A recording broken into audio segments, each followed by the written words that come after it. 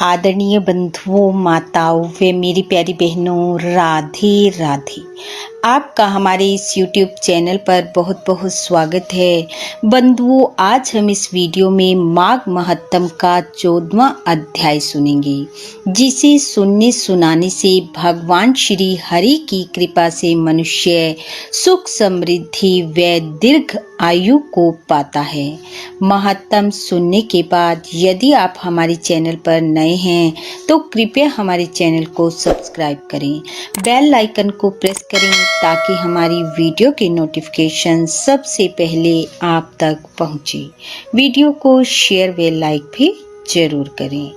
बंधु, कल के अध्याय में हमने सुना कि विकुंडल ने यमदूत के कहे अनुसार अपने 8वें जन्म के अनजाने में किए गए माघ स्नान के पुण्य को अपने भाई कुंडल को देकर उसे नरक से मुक्ति दिलाई और फिर दोनों भाई देवों द्वारा पूजित होकर स्वर्ग लोक को चले गए। बंधुओं, यहाँ तक की कथा हमने कल के अध्याय में सुनी। आइए अब सुनते हैं आगे की कथा। कुंडल और विकुंडल के स्वर्ग जाने के बाद यमदूत वापस अपने स्थान पर चला गया। दत्तात्रेय जी बोले, इस प्रकार हे राजन, जो मनुष्य माघ स्नान करता है, दान पुण्य करता है, वह श्री हरि के वैकुंठ धाम को पाता है।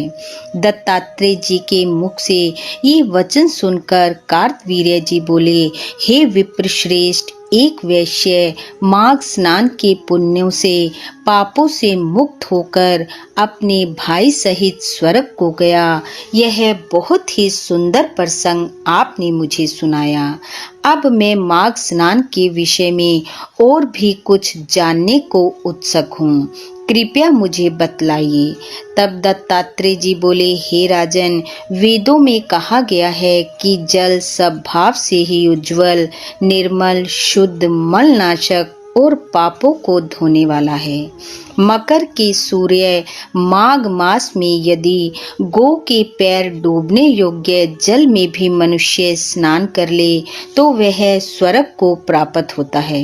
यदि कोई पूरा महास्नान न कर पाए तो वह 3 दिन स्नान कर यदि थोड़ा सा भी दान कर देता है तो उसके सब पाप नष्ट हो जाते हैं। वह श्री हरि की प्रसन्नता से धनी और दीर्घ आयु को पाता है और 5 दिन स्नान करने से चंद्रमा के समान शोभायमान होता है। इसलिए अपना शुभ चाहने वाले को माघ में पवित्र तीर्थों में स्नान अवश्य करना चाहिए। दत्तात्रेय जी बोले, अब मैं तुमसे माघ में स्नान करने वालों के नियम कहता हूँ, ध्यान पूर्वक सुनो।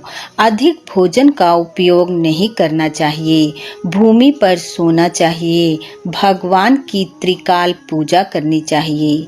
ईंधन, वस्त्र, कंबल, जूता, कुमकुम, घृत, तेल, कपास, रुई, वस्त्र तथा अन्न का दान यथाशक्ति करना चाहिए।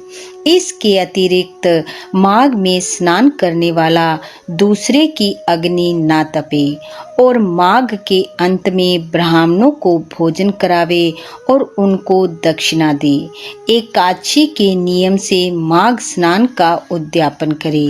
भगवान से प्रार्थना करे कि हे देव, इस स्नान का मुझको यथोक्त फल दीजिए।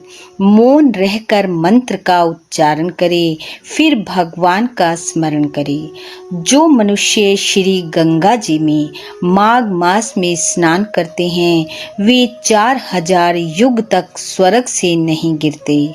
जो कोई माघ मास में गंगा और यमुना जी का स्नान करता है वह प्रतिदिन 1000 स्वर्ण मुद्रा दान का फल प्राप्त करता है तथा 1000 कपिला गो के दान का फल पाता है। इस प्रकार मनुष्य को यथाशक्ति माघ माह में दान पुण्य के कार्य करते हुए माघ स्नान अवश्य करना चाहिए। इति माघ महात्म 14वां अध्याय समाप्त। बोलो विष्णु भगवान की जय। बंधुओं, भगवान श्री हरि की कृपा आप व आपके परिवार पर सदैव बनी रहे। आपका घर आंगन खुशियों से महकता रहे। इन्हीं शुभकामनाओं के साथ आप सबका बहुत बहुत धन्यवाद। राधे राधे।